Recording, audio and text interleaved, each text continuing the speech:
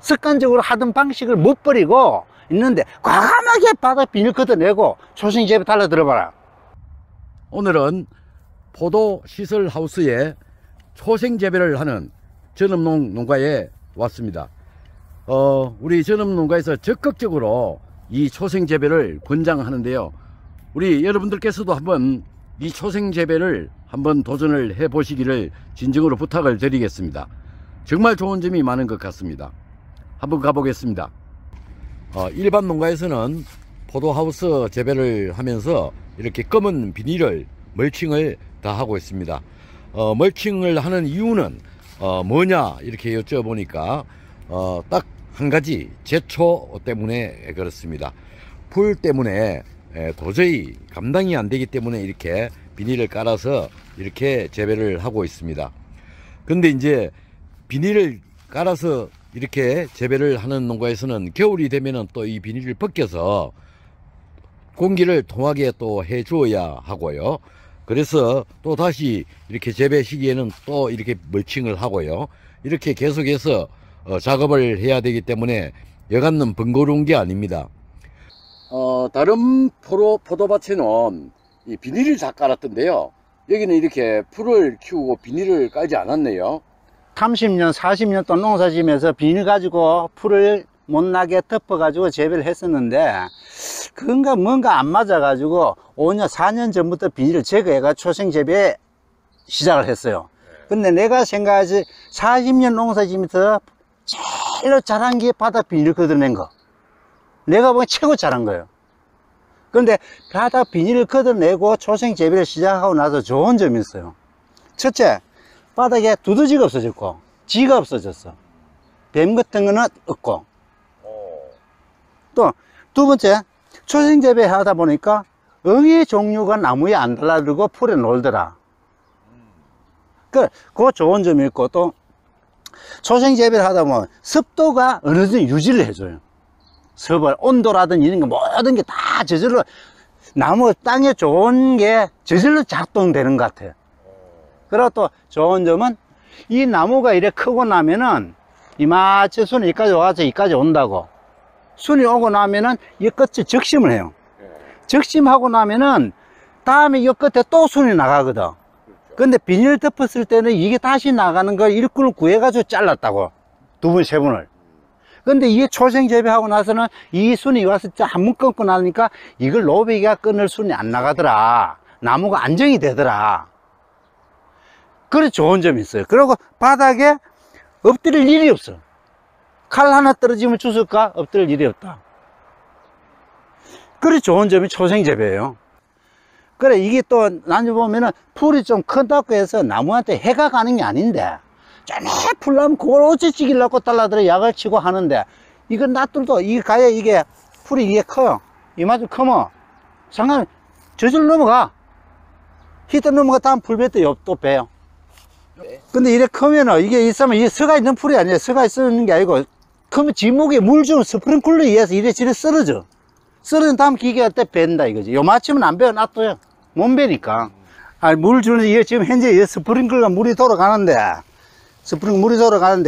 물이 주물해서 잎의 무게에 의해서 물무게에 의해서 풀이 저절로 쓰러져요. 쓰러지니까 이마치 올라갈 이유는 없고 그래 물 주고 나면 이제 단이 다 빠지고 그런 게 전혀 없어요. 내 토질은. 자, 풀을 기계를 깎으면 요래 깎아 놓으면은 또 요만치 크면 또 깎아요. 이래 깎아 놓으면 작업은 아무 지장 없고 아줌마들 오면 앉아 놀라고 그래요. 좋아서. 포도밭 성능 예측에 전문점 나온 건 또 돈도 싸. 300 얼마인데 보조받아면 한 150만 원만 사. 그래서 타고되네. 풀 까는 200팩 깎는데 20분도 안 걸려.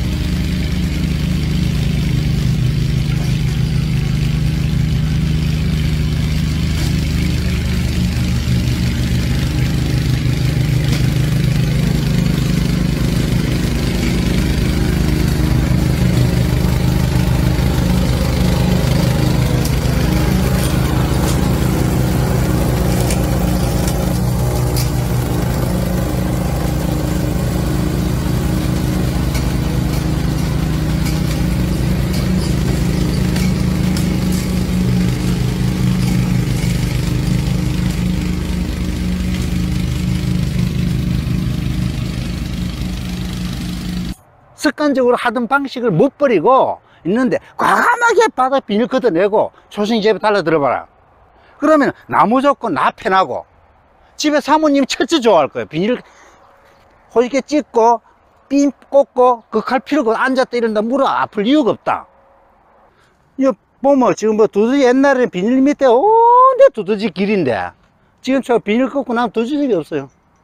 아, 비닐 밑으로 막 기댕기는데 비닐이 없으니까 그러고- 두드기가 여기는 하나도 안 보이네. 그죠? 안 보이지. 그리고 또 지가 없으니까 비닐 밑에 지가 그리 다니거든. 근데 지가 없으면 뱀이 안 들어. 가을에 포도를 땄다 나면 이게 이래 있는 전지가, 이게 전지를 하잖아. 예, 예. 전지하면은 다른 사람이 이 떨어진 거, 이걸 주워 못 와가지고 파색이 이렇게 빠순다든지 아니면 바깥 털어내가지고 소각한다든지 하는데 나 같은 경우는 전지하면은 안 들었네요. 그거 이대로 놔둬버려. 이대로 놔두고 이대로 놔둬 불 깎는 기계가 함 지나가면 이렇게 다 뽀사져. 맞아. 뽀사지고 이래 긴 거 나면 이래 놔둬도 상관없어. 안 긁어쳐. 근데 다음에 이게 불 깎을 때 이게 칼날을 그러는데 이것도 작살난다. 이거. 그리고 안 끊어진 나무도 1년 뒤에 되면 이렇게 다 썩어버려. 그렇지. 그래서 사람들이 막 이거 주내가지고 애를 먹고 그거 하는데 안 주내니까 희한해 좋아. 이래 놓으니까 땅이 살아. 진짜 땅이 어떨 때는 풀이 없을 때 저기 보면은 내가 저녁 일하다 저녁에 발자국 딱 났다. 아침에 나오면 발자국이 없어. 지렁이가 건드려가지고 그만큼 땅을 만들더라고. 땅도 없고. 이게 1000평, 이게 2000평 깔락하면 비닐값만 해도 한 200만원 넘게 들어. 300. 그럼 가서 피해야 되지. 인건비 들여야 되지. 걷었다가 피했다가 그러고 또 비닐 깔아 놓으면 다음 거름 줄 때 또 못 와야 돼. 못 와놨다 그러면 이거 떨어지면 또 이거 털어줘야 돼. 하라 해도 건장을 해도 사람들이 안 하더라. 옛날 농법을 못 버리더라. 그거예요. 애투지네. 하여튼 내가 그렇게 만난 사람마다 하라 하거든. 와우. 우리 집 오는 사람 한번 가봐라. 풀이 걱정되는 것도 우리 밭에 가봐라. 어떤 거 걱정이 될 풀인지. 걱정될 이유가 하나도 없다. 풀하고는 같이 산다면 돼. 풀도 크고 나도 크고 필요 없으면 지가 때 되면 죽을 때 되면 죽고 칼 들어가면 베주고 뭐 저도 크고 놔두고 나도 크고. 물론 제초 작업을 기계로 하더라도 상당히 1년에 몇 번을 해야 되기 때문에 번거롭습니다. 이 두 가지 중에서 어느 것이 더 덕과 실이 되는지 한번 잘 따져보시고 우리 농가에서 적용해 보셨으면 정말 좋을 것 같습니다. 예, 감사합니다.